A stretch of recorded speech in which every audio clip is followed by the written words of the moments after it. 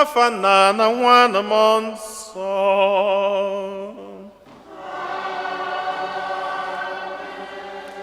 Ka ngọzi nke Onyenwe anyị Jesu Kristi na ịhụnanya nke Chukwu na ịdịkọ n'otu nke Mmụọ Nsọ na-enye dịrị unu niile.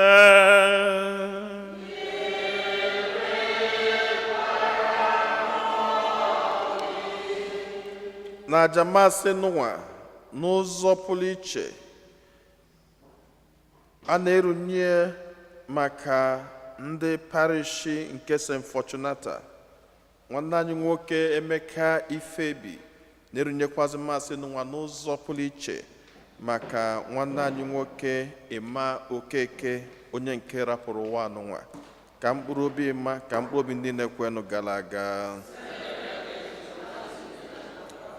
Anyị na-ekenekwazi Chineke maka ihe ọma niile nke ọ na-eme na ndụ anyị, ngọzi ya niile n'ebe anyị nọ, ọkacha odudu odulu anyị n'izuụka gara aga wee dubata anyị n'izuụka ọfụ nke anyị banye tata ụka na-echetakwazi nnukwu ebe nsọ a na-akpọ Lateran Basilica, bụ ebe eji melụ isi ụka niile, ebe bụ ụka izizi ewubelụ ka ọ bụla ebe ofufe maka ndị niile na-efe Chineke. Tata ụka na-echetakwazi wee na-asị na anyị ama na-enedozi ụlọ anya, n'ihi na anyị nwa bụghazi ụlọ nsọ nke Chineke. Our body is the temple of the Spirit of God. Anyị na-ayọ ka Chineke mee ka anyị na-asọpụrụ ya n'ụzọ pụrụ iche, ka anyị werekwazi onwe anyị niile wee na-achụrụ ya àjà dịka o si kwesị ekwesị. Anyị nwezila ọtụtụ ebumnobi ndị ọzọ nke anyị ji gbakọta ọnụ n'aja masị n'ụwa, ka natazia na isi ana runye Chineke ebumnobi ndị ahụ niile.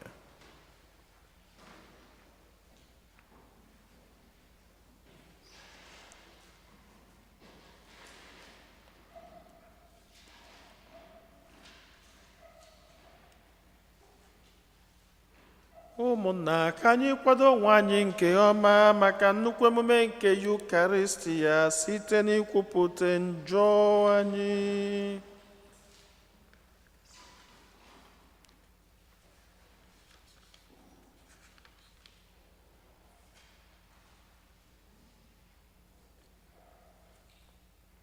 Ekwupụta m gwa Chineke ji ike niile.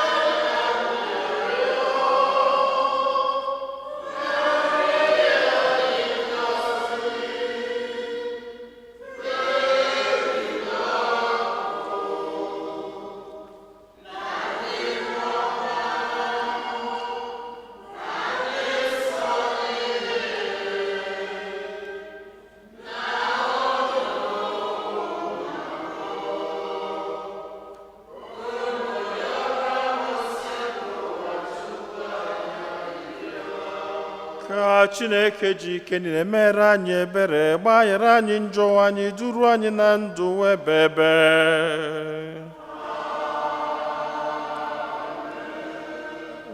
Otito dịrị Chineke n'enu kasị enu.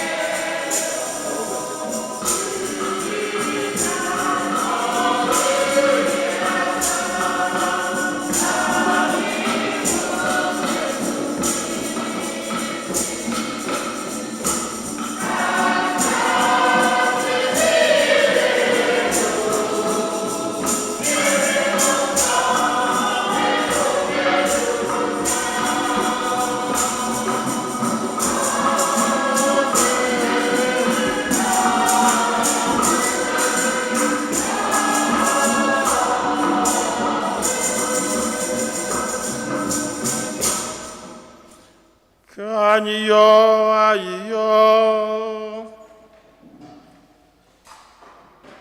O God, who from living and chosen stones prepare an eternal dwelling for your majesty, increase in your church the spirit of grace you have bestowed, so that by new growth your faithful people may build the heavenly Jerusalem.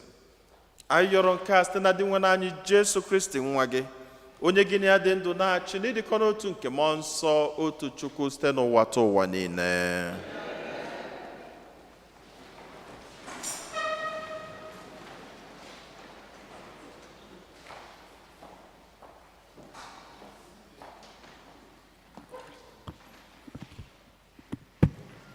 Ihe ọgụgụ ewetara n'akwụkwọ abụọ nke Makabis. Enwere ụmụnne asaa ejidere ha na nne ha. Eze ji ntamahụhụ nke ịpịa ụtalị na oke imesi ike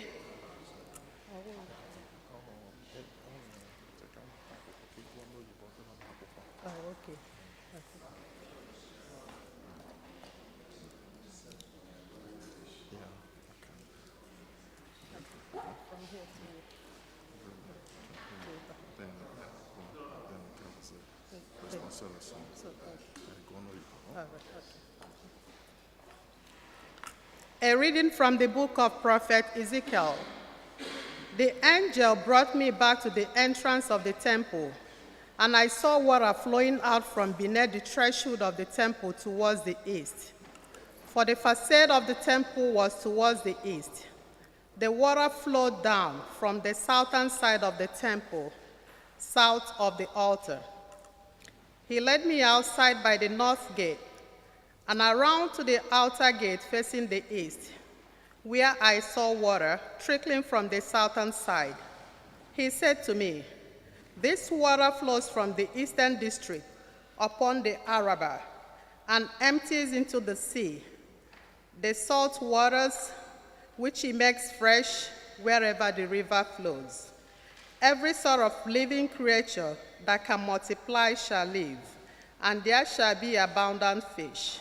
For wherever this water comes, the sea shall be made fresh. Along both banks of the river, fruit trees of every kind shall grow. Their leaves shall not fade, nor their fruit fail. Every month they shall bear fresh fruit, for they shall be watered by the flow from the sanctuary. Their fruit shall serve for food, and their leaves for medicine." The word of the Lord. The waters of the river gladden the city of God, the holy dwelling of the Most High.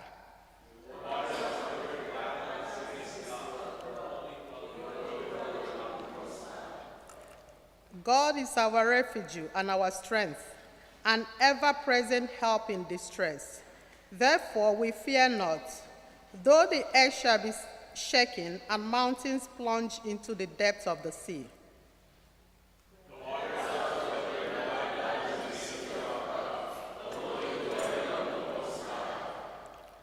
There is a stream whose runlets gladden the city of God, the holy dwelling of the Most High. God is in its midst. It shall not be disturbed. God will help it in the break of dawn.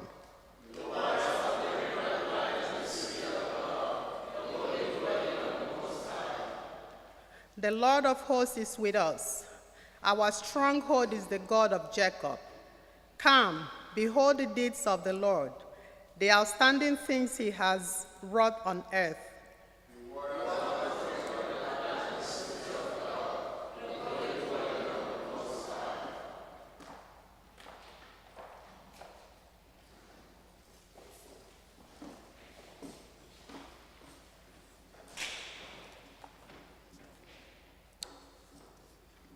A reading from the first letter of St. Paul to the Corinthians. Brothers and sisters, you are God's building. According to the grace of God given to me, like a wise master builder, I lay a foundation. and another is building upon it. But each one must be careful how he builds upon it, for no one can lay a foundation other than the one that there is there, namely Jesus Christ. Do you not know that you are the temple of God, and that the Spirit of God dwells in you? If anyone destroys God's temple, God will destroy that person, for the temple of God, which you are, is holy. The word of the Lord.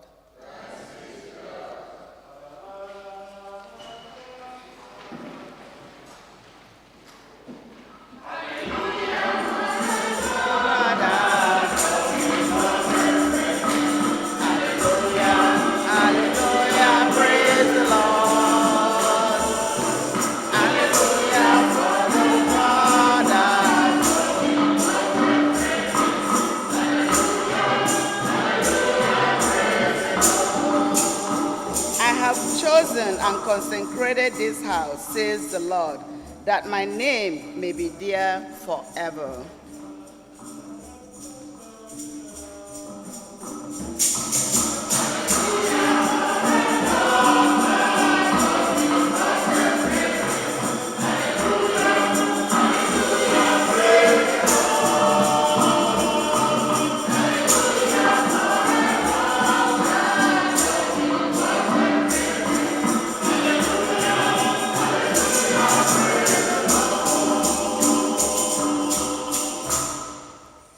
Onye nwe anyị nọnyere unu.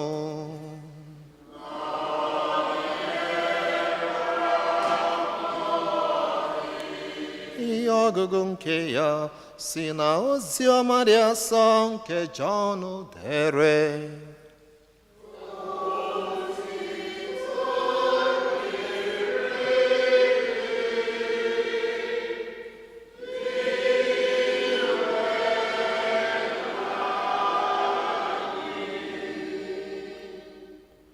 Since the Passover of the Jews was near, Jesus went up to Jerusalem.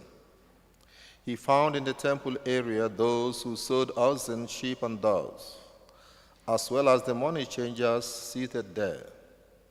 He made a whip out of cords and drove them all out of the temple area with the sheep and the oxen, and spilled the coins of the money changers and overturned their tables.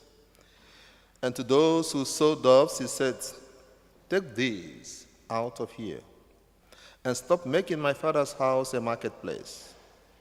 His disciples recalled the words of Scripture, "Zeal for your house will consume me." At this the Jews answered and said to him, "What sign can you show us for doing this?" Jesus answered and said to them, "Destroy this temple, and in 3 days I will raise it up." The Jews said, "This temple has been under construction for 46 years, and you will raise it up in 3 days?" But he was speaking about the temple of his body. Therefore, when he was raised from the dead, his disciples remembered that he had said this, and they came to believe the Scripture and the word Jesus had spoken. Oziọma nke ose bụrụ ụwa.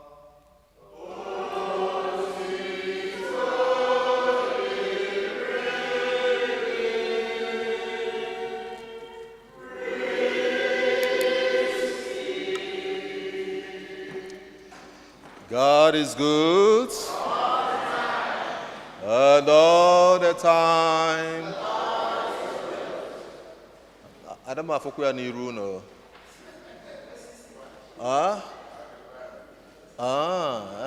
So n'iru ị ga nnafa afọ ya maka echibago. Onye anọghị n'akụ na kene ya n'iru ka ma na iru ya dịkwa mma taa. Onye anọghị n'akụ na kene ya n'iru iru ya ọ dị mma. Kedu ka iru ya dị? Jụọ ya sị na-enwekwa aṅụrị, jigene ya sị na-enwekwa aṅụrị taa. Ọ sị na gịnị mee?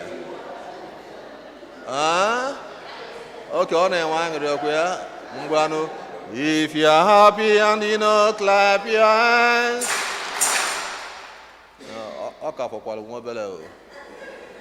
If you're happy and you know, and you really want to show that you're happy and you know, clap your hands. If you're happy and you know, laugh for Jesus.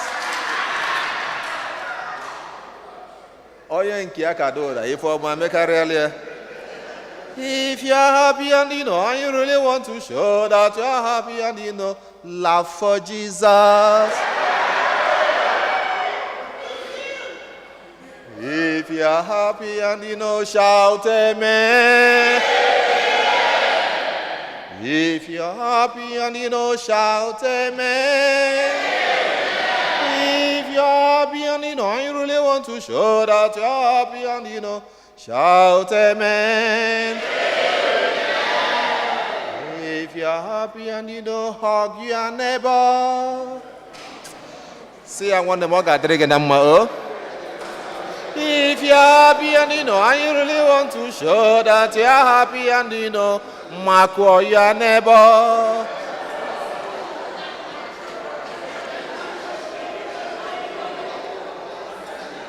If you're happy and you know, do the fall.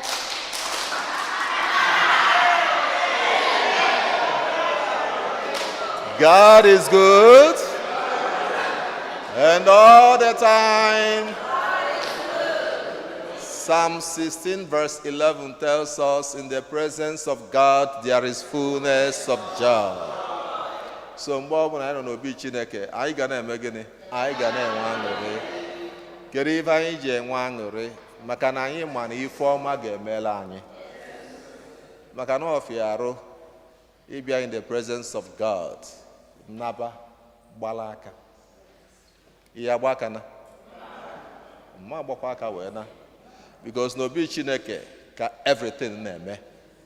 Indeed, the first reading tells us that from the sanctuary flows water. And wherever it goes, it gives life. And wherever it goes, ife, it will bear fruits.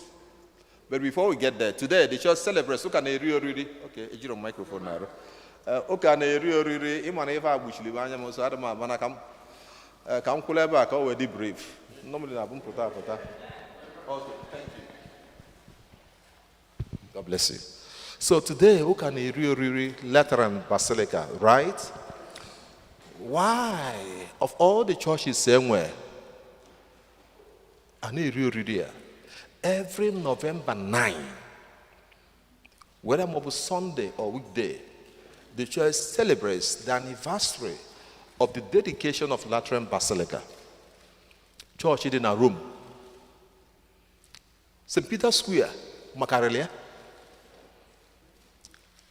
Beautiful churches, they model on their own for their communities in Macarelia.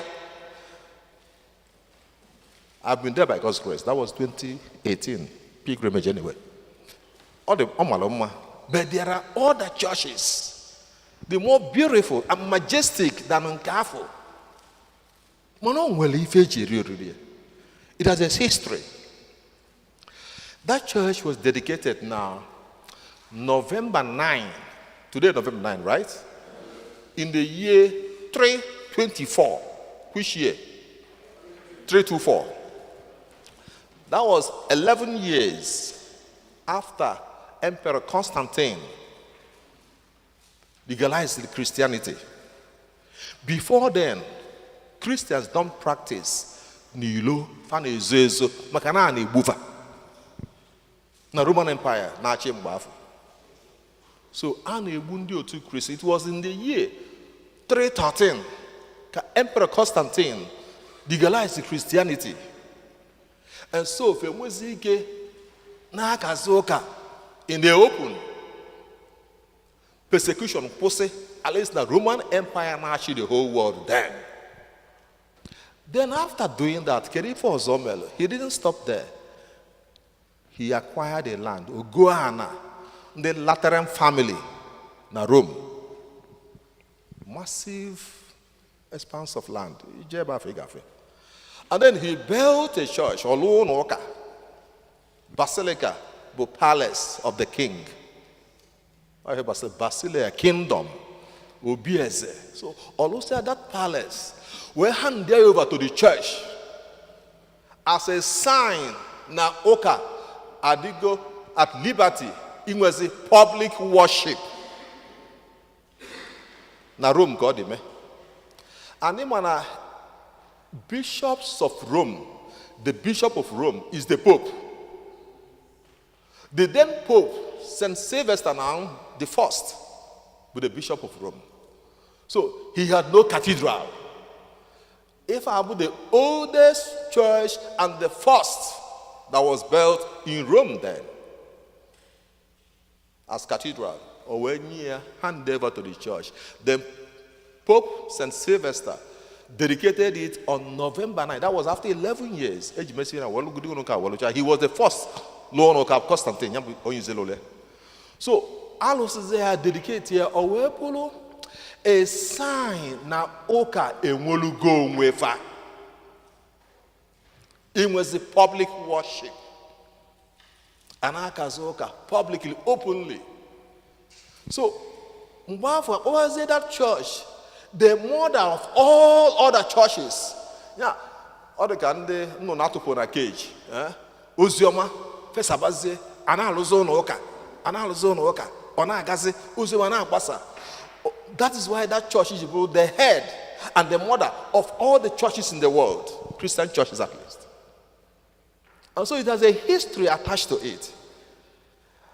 But even Eliulia abroad the physical structure that was dedicated in the 4th century. But what it represents, even has symbolized, that churchable sign of unity of all the Christian faithful as a family of God united under the successor of Peter, the Pope. Akara.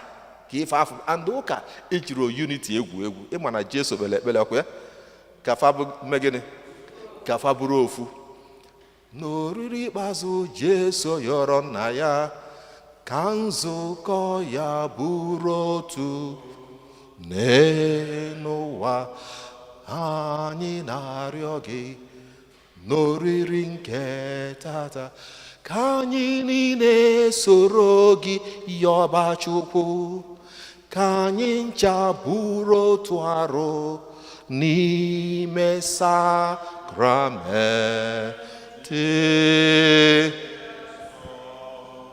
So ayọ Jesu yọlụ ụka ụnụ ụka wee bụ a symbol of that unity. Maka na ebe afọ bụ the cathedral of the Pope. Any Pope the elected goes there to take possession, to celebrate Mass, or take a possession as office here with the Bishop of Rome.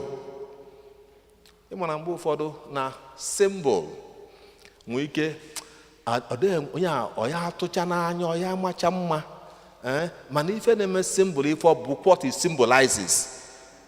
The symbolic object sometimes is not attractive, but what gives meaning to it, what it symbolizes. So that church was sign of unity. So what we are celebrating today, if I in the physical structure, if you have listened to church moved via the way, put attention now from the physical structure to the people. Makanife boka bukanu mmadu. Mmadu. Obu na mmadu anoro. Physical structure we kebulu museum, kebulu hall, kebulu anything. Kebulu ba mwakana to basketball.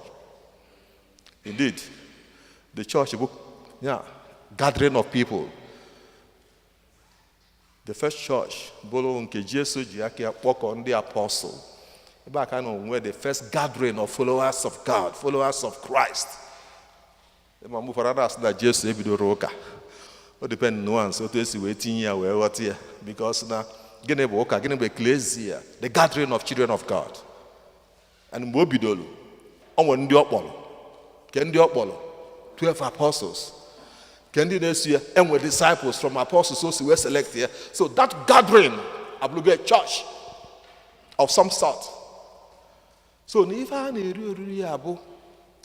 people make it up that church. Nzukọ afọ, ụlọ ụka afọ, a na-elotala anyị na-atụla anyị aka na ife atụla anya n'aka anyị bụ ka anyị mee gịnị? Ka anyị bụrụ ofu. Now, listening to the readings, if you have done so, ọ bụ na ị gere ya ọfụma. Bido n'ife ọgụ nke oziọma, mbido afọ echi ya azụ. N'ife ọgụ nke oziọma, ka Jesu na-agwa ndị Juu okwu.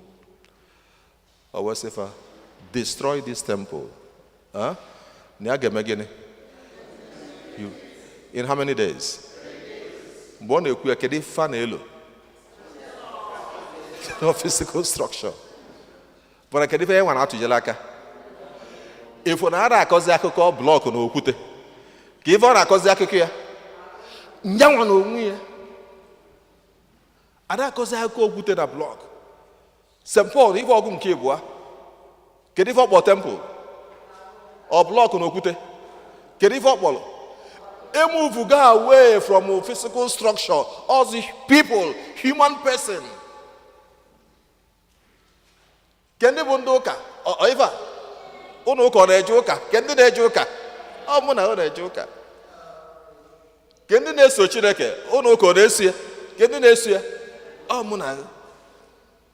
So now the attention bụ the people bụ worshippers, followers of Christ. Now, Ezekiel tells us in the first reading. Now, he saw in a vision, mmiri si na temple wee na-eru. Ebe ọ na-erubala, kedu ife na-eme? Ndụ abata ebe afọ. Ife a bụ ọfụlụ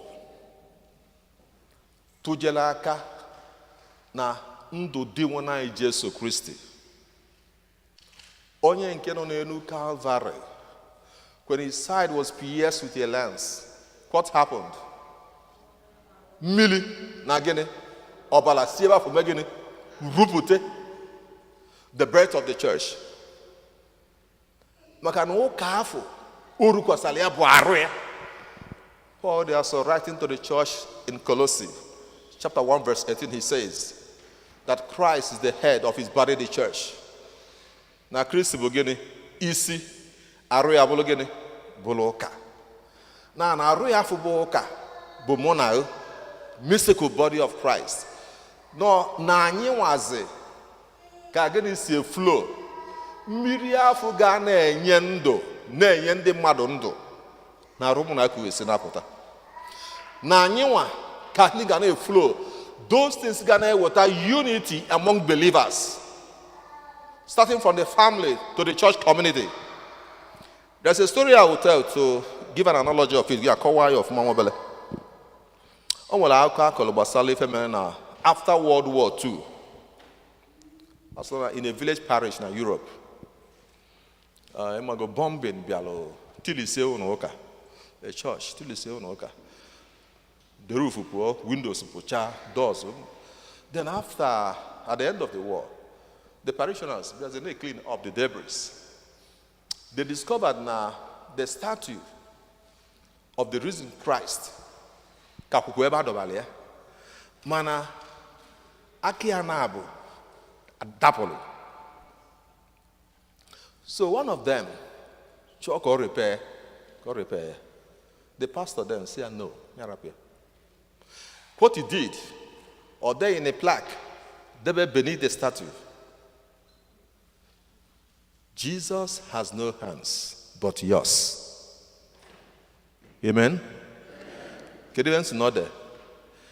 Jesus has no hands but yours.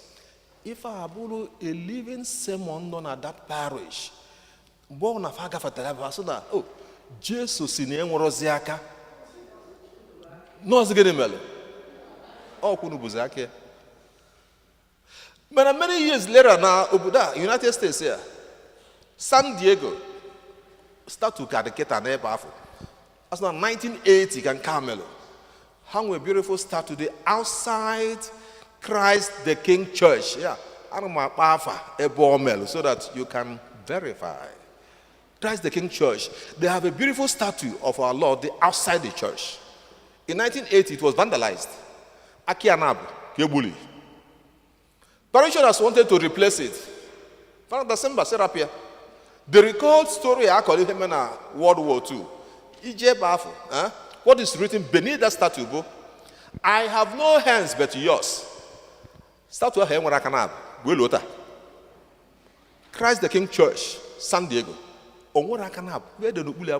I have no hands but what? But yours. Remember, as I said at the beginning, now Anyiwa Boze, that temple, getting a senior napota, Mirindo, Kesinia Weneru. Start to when I say, I have no birth, I have no feet, but I have no heart, but kedu ife ọ na-akọnect light to ife ọgụ nke agụla anyị taa na oriri anyị na-eri taa na sanctuary ka mmiri si apụ. Kedu ife m ga na-eme to promote the unity of the community na-abịa ụka n'ebe 1 o'clock Igbo community? What role? Ya bụrụ question ma jụ onwe m, nzali onwe m. And question ma dị intentional na ezie ka ọ ya bụ nza ya ọfụma nwe ike na-eme gịnị? Na-eme ya. Kedu ife m ga na contribute to build up the unity in my own family? Nwere ike bụ having meals together. Nwere ike bụ praying together. Ife atọ nwe mgbe a na-ede mara m ụmụ ife a ka na-edezikwa eketa na families. Mana mgbe anyị nọ primary school, ọ na-ada adịba family that prays together does what? When our philosophers say, they stay happily together because they might stay together and be cat and dogs. They might stay together and now manage. But I want to say that well, marriage, we manage. But you have for another day. Then well again, marriage. We again manage. Yeah, come on, man. What again me? Can don't eba owabo. Odigo ko ayade. I say na amaka anyade na na ye megene aye niene na ntị arago ka ọ yara meji ya che mmiri ịma ndị Igbo nwere ụmụ inu eji enye aka ka e wee na-eme Jesu nwa David mere anyị ebere. What am I saying? So the things ga-enye aka to build up the unity in their home. O nwere ike bụla ekpele ilikoni ịmana ọlụ a na-alụ dị asị iche iche. But at least you can make effort once in a week. You can make effort fortnightly. There are so many things in the community. I and I worship together. Could be identifying with the life and activities of the community. Mgbe nwere aka m na-eje ozi, were aka m na-reach out, were aka m na-egosi ndị mmadụ ịfụnanya, it is the heart of Jesus, the hands of Jesus working. Man, ọ bụrụ na m part of nkọtọ, bearing grudges, gossip, na every other thing we can water disunity. Perhaps the church I'm not building up, I'm destroying. And if I go and keep if you destroy God's temple, I'm going to hear me. How can you focus or mukulu? Onye kulu. How konso? Onye no gonna ako. Jide kene aka nwe pencho ka ejua jide aka. Omaniji aka. Omaniji aka. Ngwa welu ntị ya mere microphone. Jụọ ya sị ị na-akwanite community akwado ka ị na-akwatu ya akwatu jukene ya anya za. Are you building up or are you destroying? Kedu nke ọ sị na ya na-eme? Kedu nke ọ na-eme? O nwere nke ọ na-eme? Ọ bụrụ anụ enu, ọ bụrụ anụ ana. Kedu ife ọ bụ? Ebola, ebe ka o si bịa? So, my dear friends in the Lord, today the church celebrates the anniversary of the dedication of Lateran Basilica, both a symbol of our unity as members of God's family, a family that has stretched across centuries and continents, Kabbalah one. Ours is to contribute in building up this unity, starting from the home and in our community here as Igbo community, and then wherever we may find ourselves. Then I am mindful that we are the hands, feet, and hearts of Jesus. On our rise, Igbo temple, that living water gets in a flow, such that onye ọbụla anyị zutelu ka onye afụ nwee ndụ. Ekwuru, if you cannot build, leave it as it is, don't destroy. Amen? If you cannot build, megene, nya dị otu ahụ. Amen agene? Udo dịrị unu.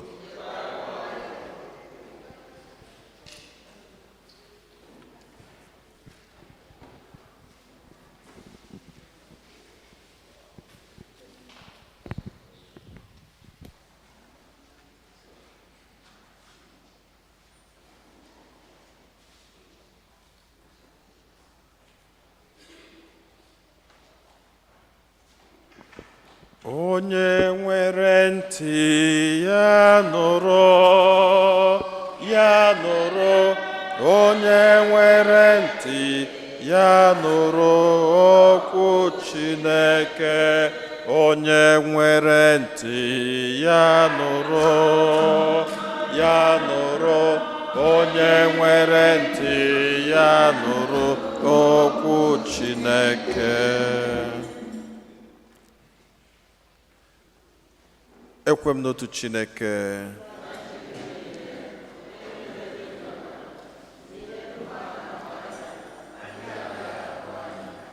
N'otu onye nwe anyị Jesu Kristi, so otu nwa Chineke nna mụrụ tupu ụwa tọọ ụwa niile.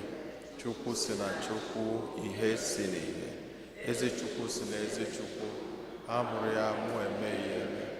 Ya na nna bụ otu ihe ha ji bụrụ Chukwu. Onye si na ya mee ihe dum. Onye maka ihe anyị bụ mmadụ, maka ihe nzọpụta anyị na igbe gbadata, were arụ na Virgin Maria, site na mmụọ nsọ, ọ bụrụ mmadụ, abịa kpọgbuo ya n'obe n'ihi anyị n'oge ọchịchị Pontius Pilate. Ọ taa afụfụ, ọ nwụọ, enye ya. O bilitere n'ụbọchị nke atọ ka akwụkwọ nsọ siri kwuo. Ọ rọgoro n'eluigwe, nọdụ n'aka nri. Ọ ga-abịaghachi ọzọ n'ebube ya, ikpe ndị dị ndụ na ndị nwụrụ anwụ ikpe. Onye ọchịchị ya na-enweghị njedebe. Ekwe na mmụọ nsọ, onye nwe anyị na-enye ndụ, onye si na nna na nwa pụta, onye a na-esekpụrụ na-etokọdo ya na nna na nwa, onye si na ndị amụma kwuo okwu. Ekwe m n'otu nzukọ nsọ Katọlik na Apọstọlik. Ekwupụta m otu baptizim nke mgbaghara njọ. Ana m atụ anya mbilite n'ọnwụ ndị nwụrụ anwụ na ndụ ụwa ga-abịanụ. Amen. Ekpele nke ndị kwelu nụ mmadụ ịtọ ga-edu anyị na ekpele. Chineke onye fụrụ anyị n'anya, anyị niile agbakọtago ọnụ n'obi gị iji welu nye gị ofufe, iji welu sọpụrụ gị, iji welukwazi ọtụtụ ebumnobi anyị gosipụta gị. Anyị na-ayọ ka iche ntị ma nụrụ anyị ya anyị.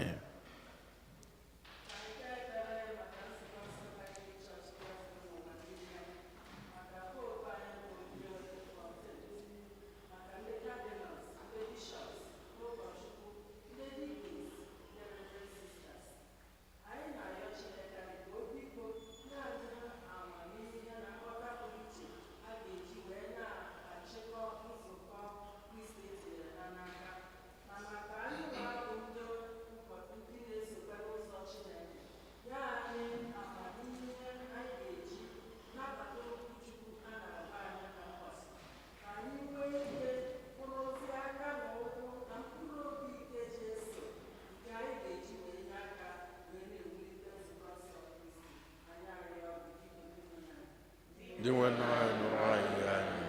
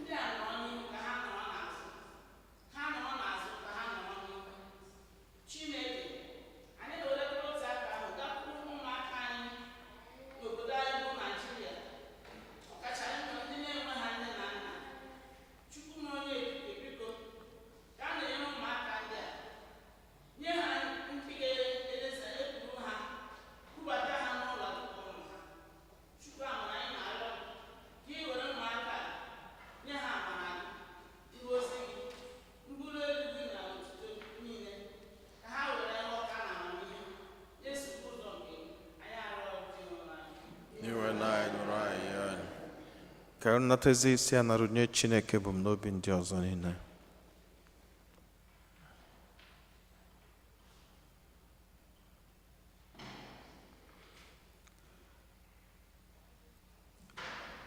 Eze nke ebube, n'ụbọchị tata anyị na-eme ncheta nke ụka izizi nke ewubelu n'ụwa niile, ụka nke na-egosipụta udo n'ime Kristi. Anyị na-ayọzi n'ụzọ pụrụ iche ka udo nke gị bụ Chineke tọọ atọ na ndụ anyị, ka udo nke gị bụ Chineke tọkwazị atọ n'ezinụlọ anyị, ka udo nke gị bụ Chineke tọkwazị atọ n'etiti anyị bụ ndị Igbo kọmuniti, ka udo nke gị bụ Chineke tọkwazị atọ n'etiti ndị Igbo niile, ọkacha ndị nọ na New York n'ụwa, ma ndị nke nwoke ma ndị nke nwanyị. Ka udo nke gị bụ Chineke bala anyị n'ụba. Anyị na-ayọkwazị ka aṅụrị gị bụrụ ihe anyị ga na-enweta mgbe niile anyị na-achọ udo. Anyị yọrọ nke a site na Kristi Onyenwe anyị.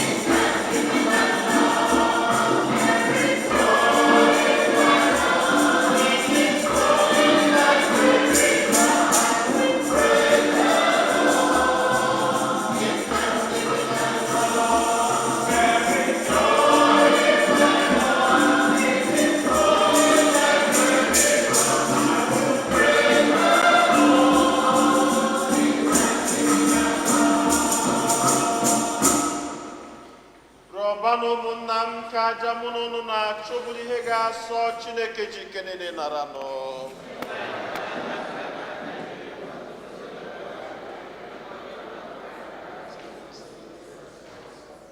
Lord, accept the offerings we made here and grant that by it those who seek your favor may receive in this place the power of the sacrament and the answer to their prayers. Ayọrọ nke site na Kristi Onyenwe anyị. Onyenwe anyị na onye lụdụ.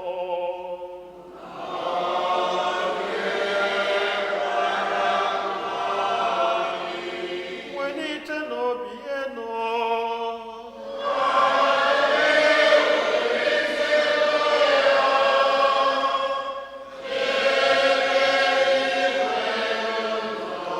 Ka anyị nye n'ụdị nwere Chukwu anyị ekene.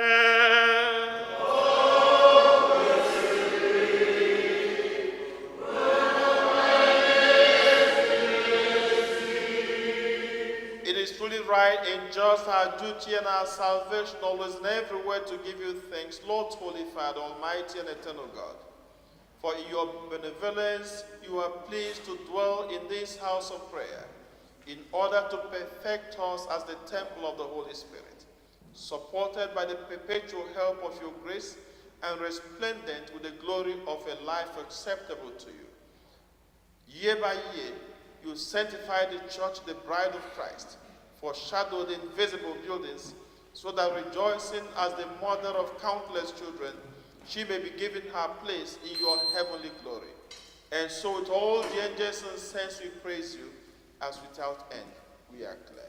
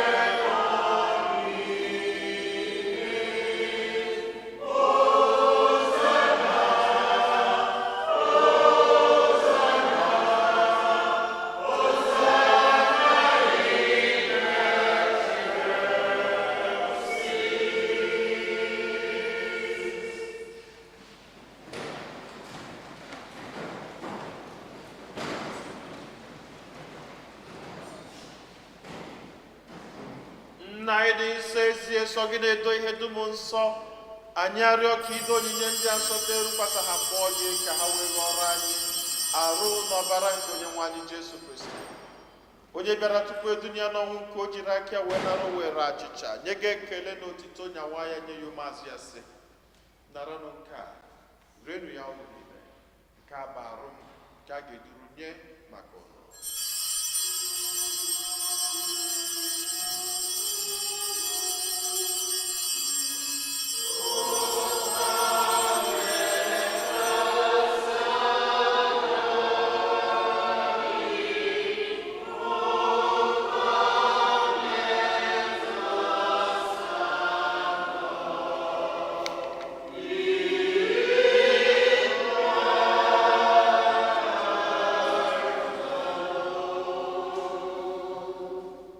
Akwa ka o siri mee mgbe ha richara nri anyasị, o buru iko mmanya nyekwa gị ekele na otuto, bunye ya ụmụazụ ya sị, naranụ nke a, ṅụọnụ ya ụnụ niile, nke a bụ iko nke ọbara m, nke ọgbụgba ndụ ọhụrụ dị ebebe, a ga-agba ya n'ihi nna n'ihi mmadụ niile ka e were gbaghara njọ.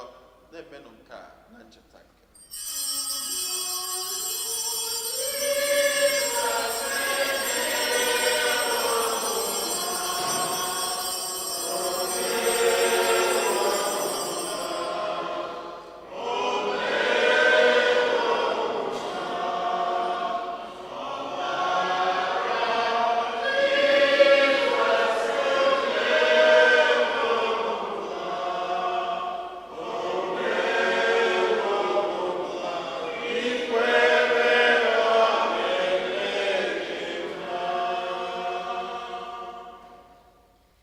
ka anyị kwupụtanụ n'ihe omimi nke okwukwe anyị na-eme ugbu a.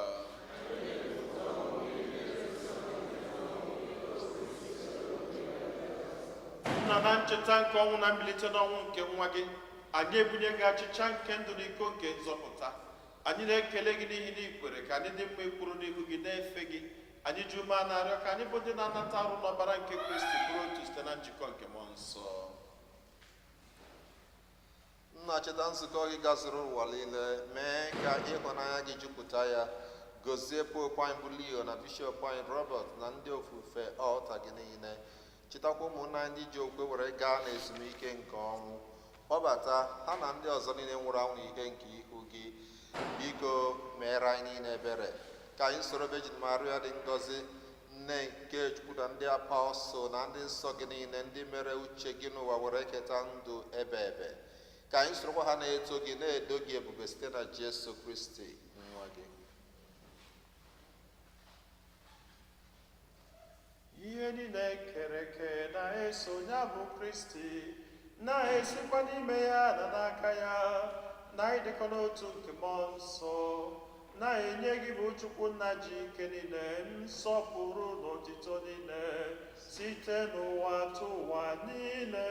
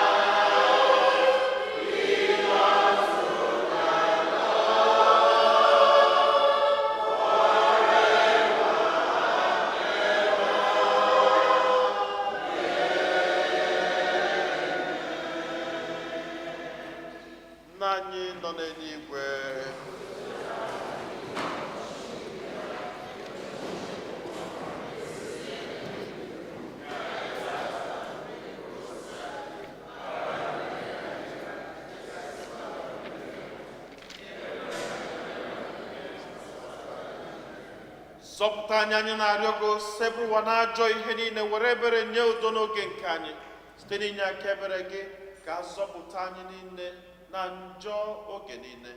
Anyị were gbanahụ nsogbu niile, were nchekwube dị nsọ na-atụ anyị maka mbịaghachi nke onye nzọpụta anyị Jesu Kristi. Onye nwe anyị Jesu Kristi, onye gwara ndị apọstụl gị, udo ka m na-arapụrụ n'udo nke m ka m na-enye unu, elekwa n'anya na njọ anyị, kama lekwasị anya n'okwukwe nke nzukọ gị. Nye ya udo na-edikọ n'otu mgbe niile ka uche gị siri chọọ, gị bụ onye dị ndụ na-achị ebe ebe. Udo nke ose bụ ụwa dịrị unu mgbe niile.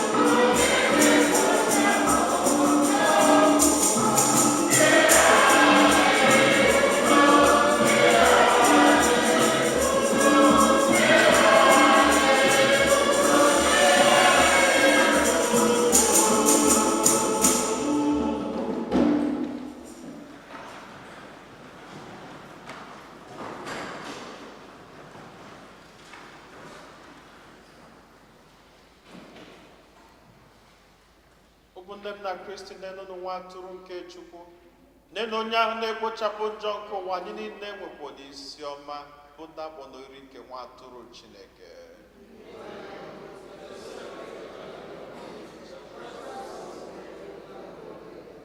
Ka arụ n'ọbara Kristi chekwaba anyị niile were na ndụ ebere.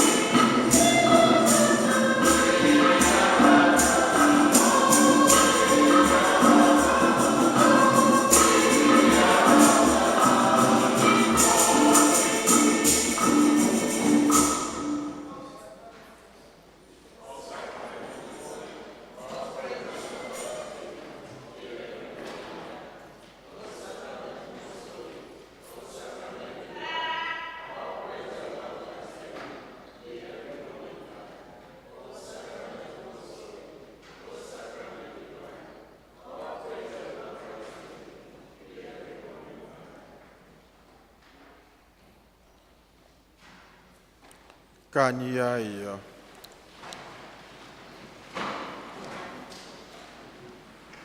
O God, who chose to foreshadow for us the heavenly Jerusalem through the sign of your church on earth, grant, we pray, that by our partaking of this sacrament, we may be made the temple of your grace and may enter the dwelling place of your glory through Christ our Lord.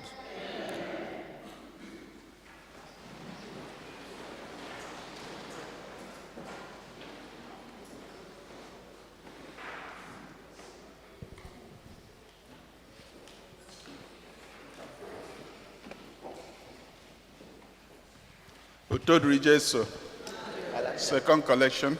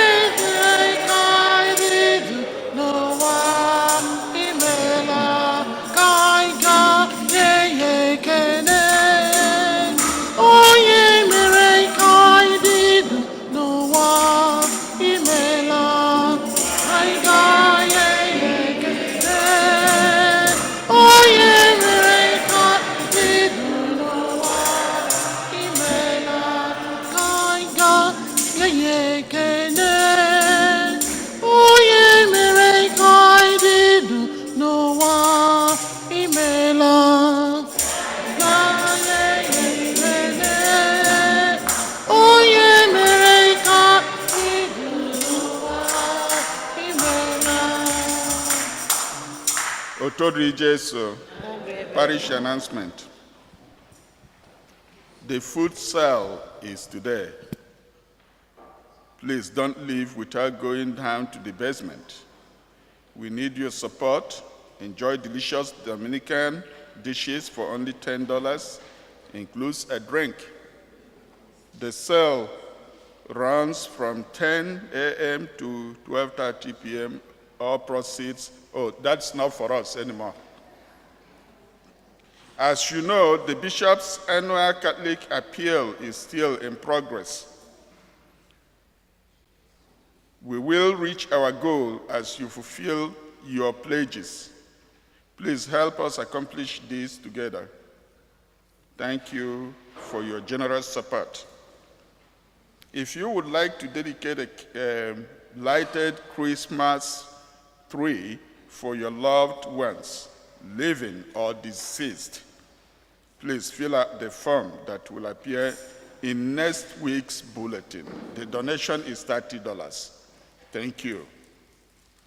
Please note that the rectory will be closed this Tuesday in observance of Veterans Day. Otodri Jesu. Tao, second Sunday of November, Ndina, your special blessing time. Chineke nkigwe ịnapụta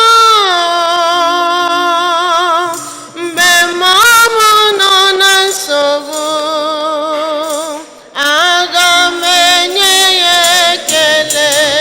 Chimo, ekele ọma.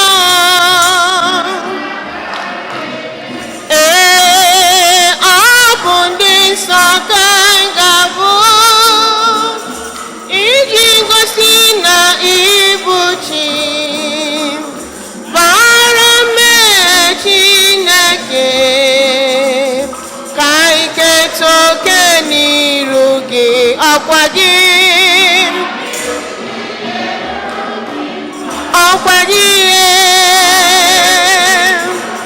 ka anyị male ha nọ n'iru gị, ka ha toke n'iru gị, ọkwa gị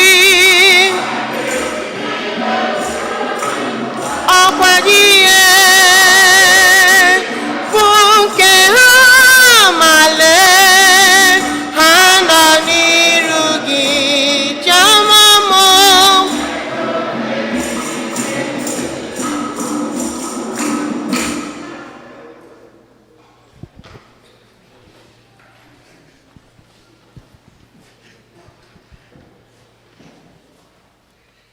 enyemaka anyị dị n'afa dị nwenụ osebrụ ụwa n'ụlọ anyị anyị osebrụ ụwa nọnyelu ụnụ Chineke onye fụrụ anyị n'anya anyị na-ekene gị n'isi ndị nna anyị ndị ide ndị ji mere isi ezinụlọ dị iche iche ndị na-abanyekwanụ na-alụkasị dịka o si bụrụ mmasị gị bụ Chineke maka na ịgwụla anyị banye anyị ji elụba na ọ bụ site n'aka ọlụ anyị ka anyị ga-esi wee dị ndụ that we have to go and till the ground.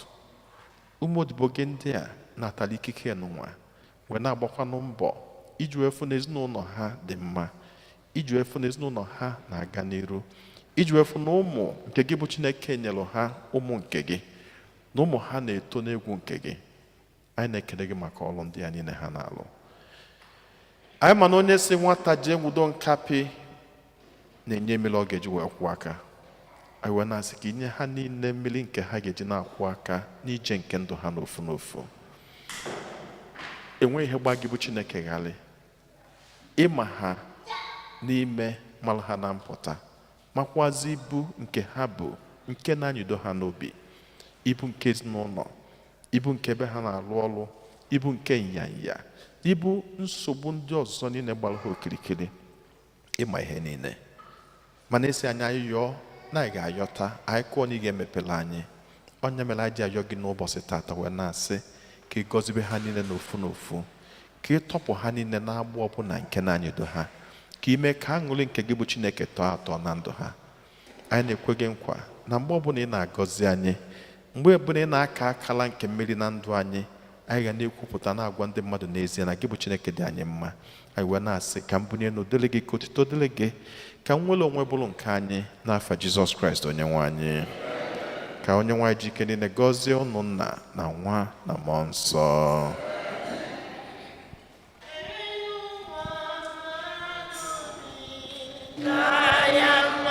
Sọrọ m jaa Chineke, elu ụwa mmadụ bi jaa ya mma. Sọrọ m jaa Chineke, jaa ya mma. Ebe ọ bụ na mmadụ na-ebi o, sọrọ m ka Chineke jaa ya mma. Otodri Jesu. Anyị gbasa mas, anyị ga-agada, anyị ga-move to the basement, ga nwee our general meeting in which anyị ga-eme elections today. Anyị ga-eme everything very quickly because na enwere taa kwa Igbo organization meeting. And that we are blessed in our community here.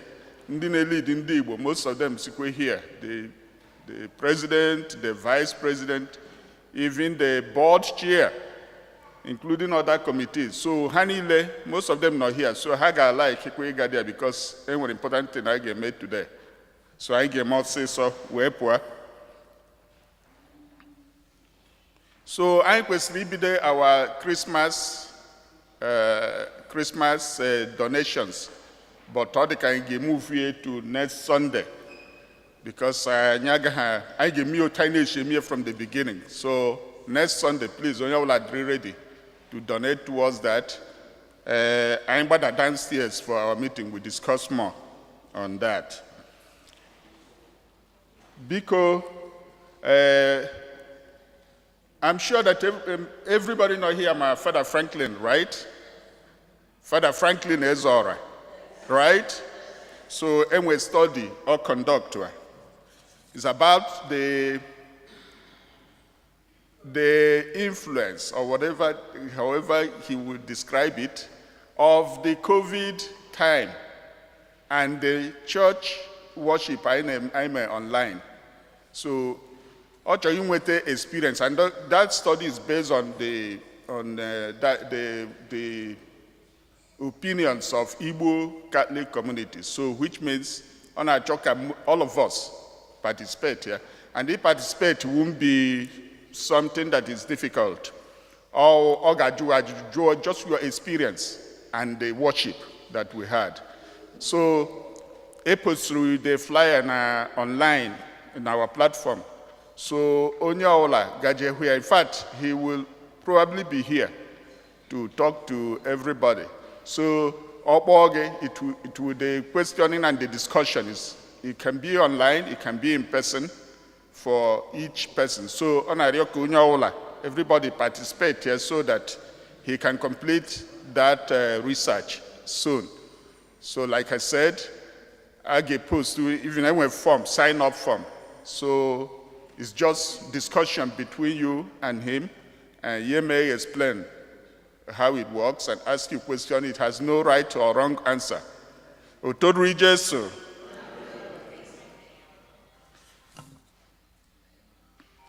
Biko onuge chetana iwe some of our community members that invited us to events this month. Like on the 28th, our own Saduru na family I invite to give thanks to God maka graduation na study nke Eziada lady Dr. Ann Durumere. Okay, on the 28th is on a Friday at Obibo. So Oga Unzuko for all of us. Sir Evans na, he wants me to remind everybody about this every Sunday too. The Ihona planning on November 30th, Okwa Thanksgiving. So Emecha will simply go downstairs to the basement with him and enjoy, things Ogenyani. Utodri Jesu.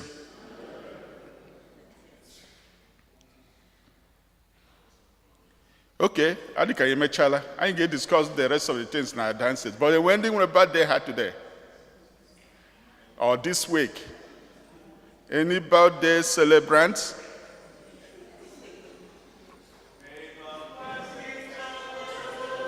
Okay. Come take your place.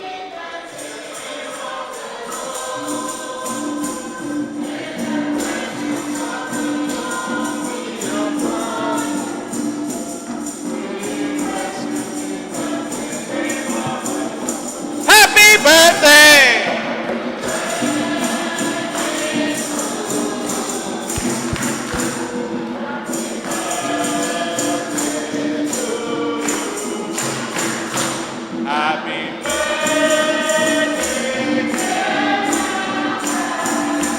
Happy birthday to you.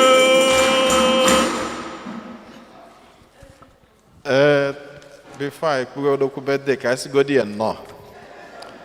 Maka ono manai ni anogidelo onaluo uno. Kanachi atakwa few days ago. So no. No. Nke a ojubega abịara ụkata ụbọchị birthday gị. Si na fada si ya ka na-akwado ya. Na uche m dị ya. Enyemaka anyị dị n'afọ dị nwere o sebruwa n'ụlọ anyị ya anyị. Chineke nna jebele dị ịfụnanya anyị na-ekene gị n'isi nwa odibo gị nwaanyị.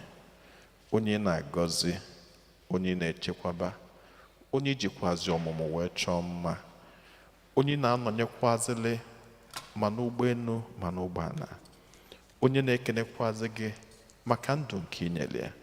Anyị na-ewelezi ya n'iru ya n'aka gị n'ụzọ pụrụ iche na-ayọ ngọzi gị n'ebe ọ nọ.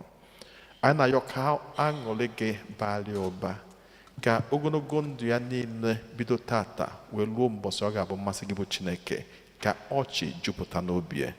Ekwekwana ka o nwee ihe obi mgbawa ọbụla maọbụ ihe iru uju ọbụla maọbụ ihe ọbụla ga-eme ka ọ jụọ kedu ebe gị bụ Chineke nọ. Kama mgbe ọbụla o cheta gị bụ Chineke, ka ọ na-enye testimony that there is goodness in the Lord. I wee na-asị ka ngọzi gị ka mara gị balịa ụba bido kịta ruo mgbe ebi ebi n'afa Nna na Nwa na Mmụọ Nsọ.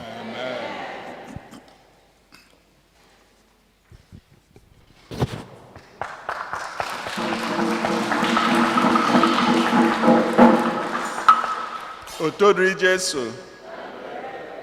Onwe any anniversaries? Anniversaries? Okay. Is anybody worshiping with us for the first time? Otodri Jesu.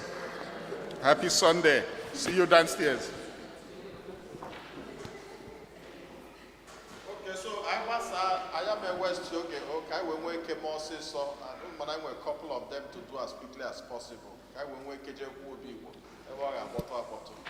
Onye nwanyị na onye n'ụlọ